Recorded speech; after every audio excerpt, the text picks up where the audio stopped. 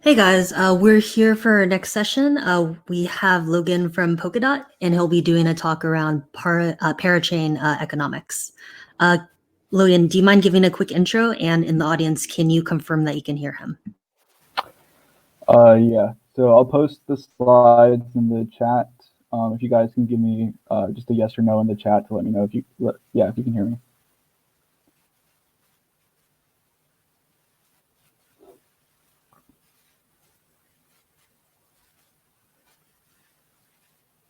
Okay. Okay, cool. So yeah, my name is Logan. I'll be talking a bit about Parachain Economics. So if you are coming from Bill's talk, that was right before this, he gave a good introduction on Polkadot and how it can apply to DeFi. I'll be going a bit more into the economic relationship between the Polkadot relay chain and the parachains that connect to it. So yeah. So I'm from the tech education team at Web3 Foundation. If you want to reach out to me after this talk, you can reach me on Twitter at Logan Sather or Telegram at Sather Logan. All right, so yeah, to kind of give a overview on what I mean when I'm talking about parachain economics. So in Polkadot, there's kind of an economic separation between the relay chain, which is the central chain of the Polkadot protocol, and the surrounding parachains, which are chains that have connected to Polkadot. Now, there's two different kinds of chains that connect into Polkadot, parachains and parathreads. And I'll be talking about the economic difference of the two. But yeah, I'll let that build over time. So just to start out at kind of like the very basics on economics. So on the Polkadot relay chain, the native currency is the DOT token. So the DOT token is the only inherent measure of account. So the only way that Polkadot has a way to measure any kind of economic value intrinsically. So dots are used by, of course, token holders for a few different ways, but one of the main ways are to bond for Parachain slots and to place bids for Parathread block inclusion. Now there is a kind of a compartmentalized separation between the dots on the relay chain and each one of the parachain's individual economies. So when a developer is designing a parachain, they're kind of faced with a blank slate. And I'll talk a bit about what's in the toolbox to develop this on this blank slate. So first, I want to just cover some roles and definitions that we have so that everyone's on the same page when I talk about the different actors that we have in the Polkadot protocol. So really, I just want to cover what's in this middle column here. So we have validators, which are the staked entities on the relay chain. These are what's securing the relay chain with the economic value of DOT. Now we also have collators, which are full nodes of specific parachains. And collators are performing the work of block production. So they package up transactions for a specific parachain, then hand it off to the validators so that the validators can verify that. And then we also have fishermen, which are nodes that can be running. So they can be running nodes for various parachains. They're lightly staked on Polkadot, and what they do is they watch the collators and stay up to date on the parachain data, so that if a collator is doing something malicious, like withholding transactions or trying to submit invalid blocks, the fisherman can provide the proof that collator is doing something bad. Okay, so on Polkadot, there's a limited number of parachain slots. So only only a limited number of parachains can connect to it. So this is going to be somewhere around 0 to 100 parachains.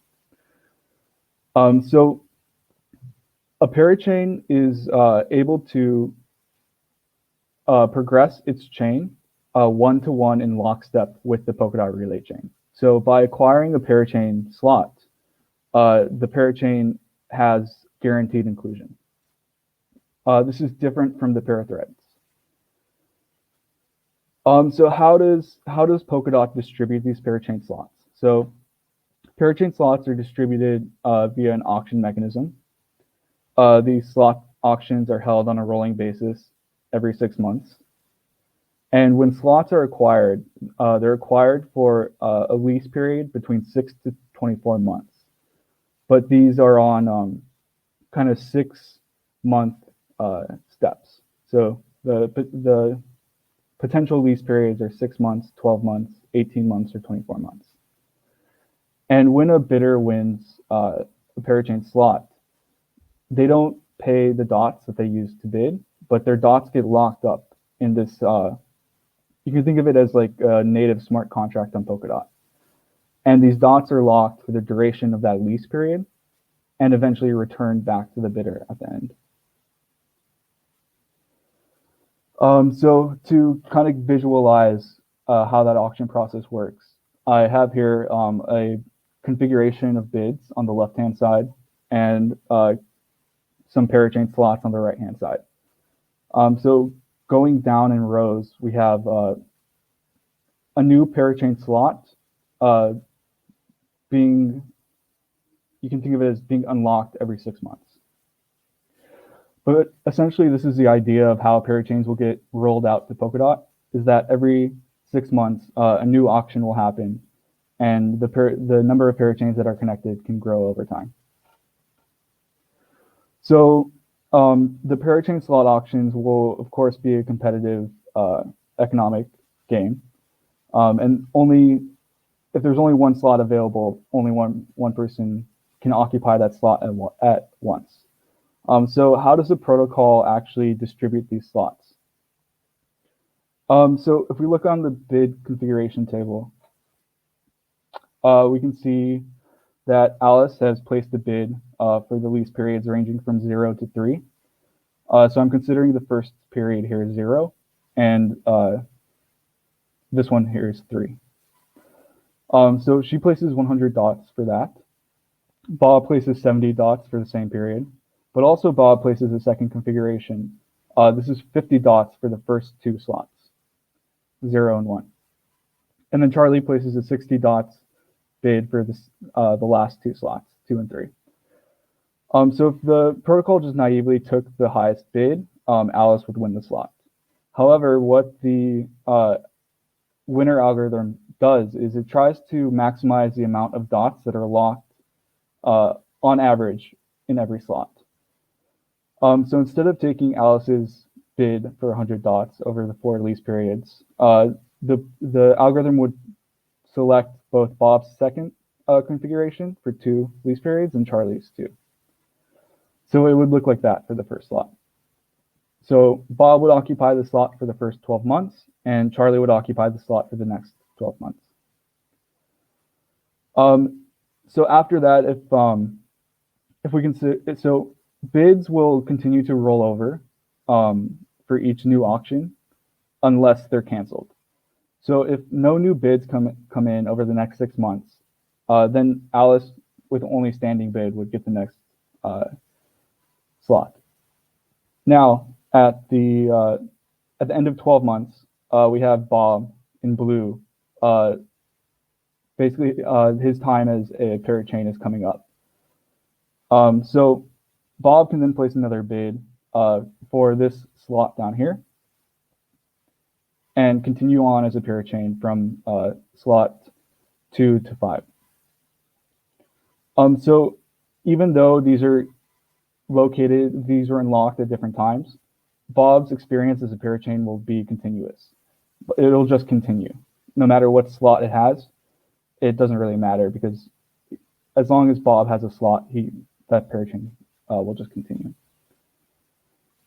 And then I drew the arrows on this side just to show that when these slots do get unlocked, they'll continue to be auctioned every 24 months. Okay, so that kind of goes into how the slots will be distributed, but it doesn't really delve into the auction mechanism at all. So what is the mechanism of the auction? So Polkadot uses what's called a candle auction, which is a variant of a first price auction. But the difference between a candle auction and a normal first price auction is that the candle auction has a random closing time. So the name comes from the fact that in the real world, when these auctions are held, it's traditionally a candle is used because no one knows when a candle's light might extinguish. So the candle is used as kind of a basically a random number to determine when the auction ends. So in Polkadot, there needs to be some kind of random number for these kind of auctions to work. Thankfully, a random number is being generated in one of Polkadot's other protocols. It's block production protocol, BABE. So Polkadot is able to use the same VRF, verifiable random function, output this random number to determine the ending time of auctions. However, these auctions are retroactively determined when they ended. So I'll show you that here. So here we just have a timeline. Time is progressing left to right. So we see some bids come in, 100 dots, a second bid of 200 dots, and a third bid of 300 dots. In a normal first price auction, the third bidder would win this auction. With the retroactively determined candle auction, we have at the end of this duration, we have the VRF output determining the ending block. So it's as if the auction duration was just on the left-hand side of this red line. So the actual winner in this Parachain auction would be the second bid for 200 dots. Now, the reason for using the candle auction is that it gives incentive to people bidding on parachains to put their bids in early and to put their true bids in early. Because if they wait to put their bid in until later, they have lower chances of actually winning that slot. Another nice attribute of these auctions is that it prevents or it's more resilient against auction sniping, which is when someone is able to basically swipe in at the last minute and place a minusculely higher bid to acquire that slot.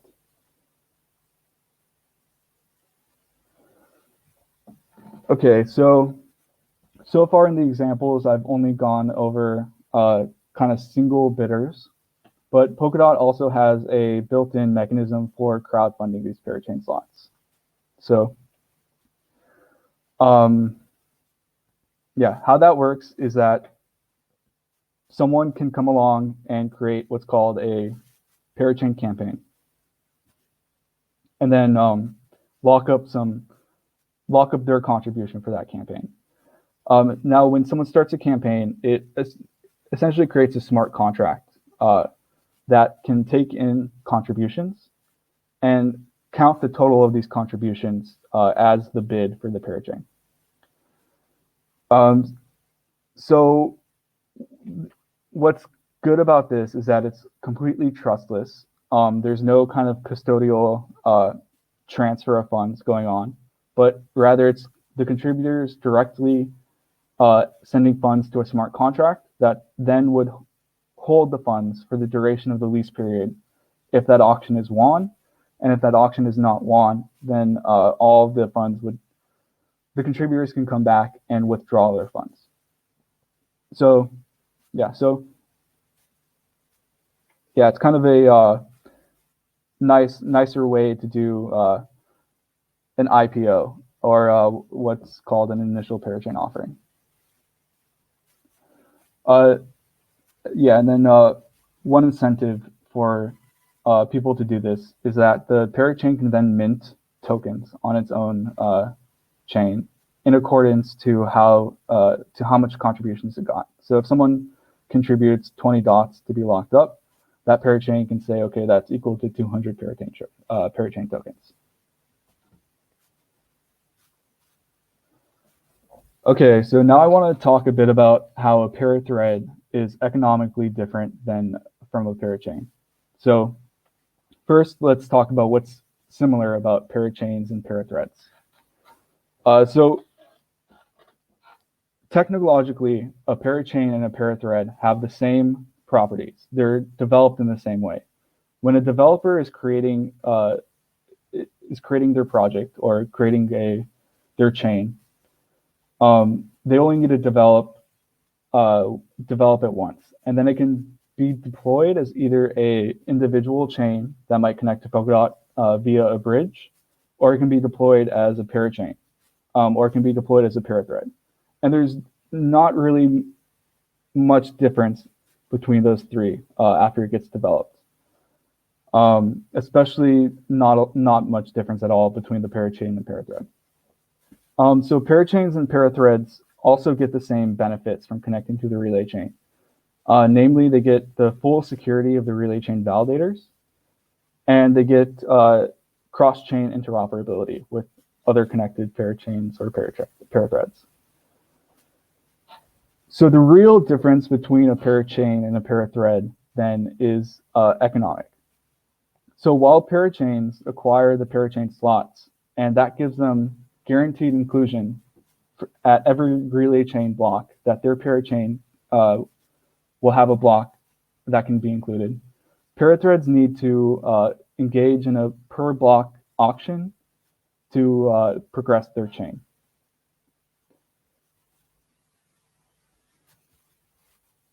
So how that works is it might be familiar to people in the blockchain space already. It's essentially just a first price auction. But how it works is that the collators for parathreads place dot bids. And then validators will select the parathread with the highest bid every block, as many as it can include at every block. So for parathreads, this is good because if a parathread doesn't have a lot of activity, maybe it doesn't need to progress a block every 6 seconds, which is the time of the Polkadot relay chain block production. Maybe it only needs to create a block every 30 seconds. So a parathread can then just do that. Just place bids every time it has a need to produce a block. And then it can scale up and down really easily as well. If a parathread needs to produce a block every 6 seconds, then it can swap to a Parachain slot once that becomes available seamlessly. Okay, so what is the collator incentivization on parachains? So I mentioned before that parachains are a blank slate for developers to create any kind of economic or incentivization scheme that they see fit. There's some common options that I think so far we've kind of found as a whole in the space as working better than others. So these are stuff like transaction fees. So collators will produce blocks because they're being paid by the people transacting small fees. Another one is treasury subsidies. So maybe a project in its initial distribution has imbued the treasury with some amount of funds. And then these funds could go to the collators as kind of a coin-based transaction, if you're familiar with that term in Bitcoin. But essentially, it's just a payment to collators from this protocol-held pool of funds. But there's also external incentives. So collators are kind of unique in that the decentralization or the centralization and decentralization of collators is less impactful than it is for, let's say, the validators. And the reason for this is because collators, the worst they can actually do is withhold transactions and withhold blocks. So they can't actually progress invalid blocks because the validators just simply won't allow them to pass off an invalid block to the relay chain. There's also the fishermen as well, which are watching the collators and watching the parachains to see if withholding is happening and can then report the withholding to the relay chain. So because of these kind of security constructs, we might see something where the parachain team bears the costs of running the collators. And this is because they have some external benefit to that. Like they get more users if they run collators for their chain. Para-thread collators are a similar bucket. There's kind of the same class of incentivization for them. The one big difference for para-thread collators is that they're placing bids on the relay chain for inclusion. So they need to hold some dots.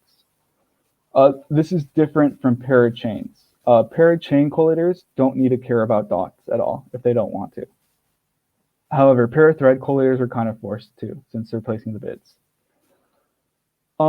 This doesn't mean that para-thread collators are being paid in dots though. So para-thread collators might be getting paid through one of these mechanisms I talked about on the last slide. And then they're performing some kind of exchange to dots. So they would just see if that how much they're being paid by the parathread is enough to cover a specific dot bid or not. So while they can accept any currency, they can only bid in the dot. So if you're coming along and designing your own parachain, what are some tools that you could have available to you? So here's kind of a list of the Parachain Economy toolbox.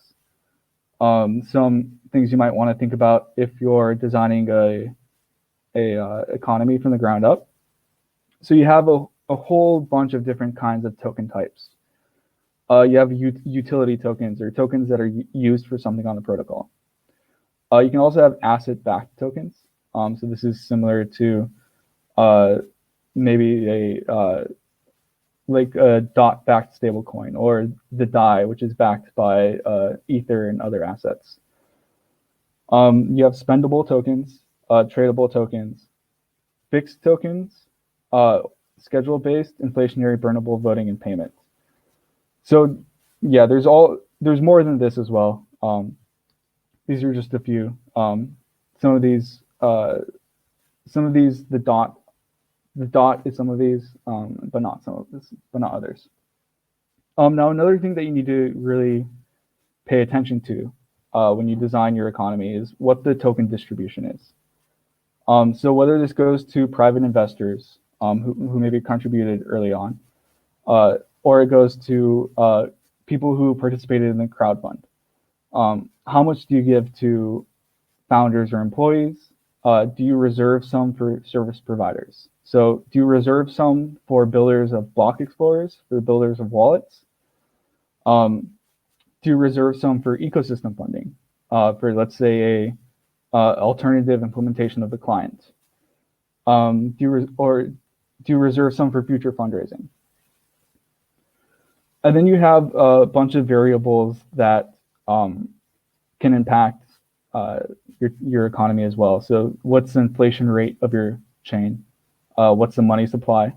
Does the protocol pay out block rewards? Does it pay out for some other behavior? Deposits and costs. So deposits are a big one on Polkadot. Essentially, deposits are used anytime there's some state storage that's existing. And then once that state storage is erased, the deposit is returned. So I think there's a lot of room to experiment with that. But also, harkening back to the previous column, the distribution of the token. How widely distributed is it? how is it distributed. This can be something like an airdrop or a crowdfunder, something similar. Okay, so that kind of wraps up the talk. Here are some links to learn more, and I'll see if there's any questions in the question box.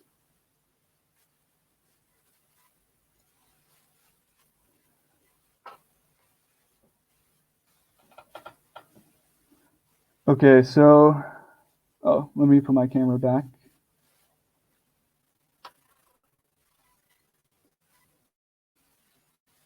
Okay, so what's the allocation mechanism for parathreads? Auctions as parachains? Okay, so I kind of glossed over this before, but parathreads need to register their code on the relay chain beforehand. So essentially they put a deposit, like I was talking about in the last couple slides. They put a deposit and they upload their code. And then they're officially part of the parathread pool at that point. So once they're part of the parathread pool, then they have to win the per block auction. So the kind of bottleneck to how many parathreads can progress in every relay chain block is how many validators are kind of sectioned off for the parathread pool. So if we have, let's say, 1,000 validators, and we have 10 validators on each parachain, and let's say the capacity for 100 parachains, maybe 70 of them are parachain slots, and then 30 of them are allocated to the parathread pool. So that can be tweaked. It doesn't have to be 70-30, but essentially, essentially that's how they're allocated. Polkadot's complexity is astounding. Doesn't that increase the attack surface area? Let's see. So, interesting question. I mean, yeah, anytime you make something more complex, of course, the attack surface area increases. But actually, I think Polkadot as a kind of base layer protocol is pretty minimal. Like the relay chain only does kind of a limited number of things. Like it doesn't do tokens natively. It only has the native currency. And besides that, it has some stuff with governance and staking. And then it has stuff with parachains and parathreads. So the surface area of the relay chain is actually quite constricted, I think, compared to something, let's say, like a base layer smart contract chain, which has a infinite potential attack surface. So yeah, so I guess that would be my answers.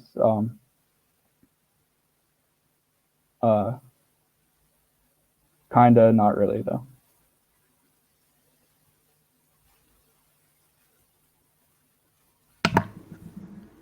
All right, we can probably take one last question if you want to do one, and then we need to transition to the next session. Okay, one just came in. So what's your take on adoption? Will it be easy for Ethereum-based projects to port over to Polkadot? So the goal is that it is easy for Ethereum-based projects to port over to Polkadot. There's a few ways they can do that. That doesn't involve rewriting their whole application stack in Rust or for Substrate, which is the blockchain framework of for Polkadot. So there's so in Substrate, in the blockchain framework, there's a module for the EVM. So likely there will be chains that become parachains on Polkadot that implement this EVM module, so that projects who've built targeting Ethereum can deploy their application also on this parachain and get the benefits of interoperability between the rest of the chains that have connected to Polkadot. Okay, fantastic. Thanks so much. This was a really great talk. We're going to transition over to the next session now. Thank you.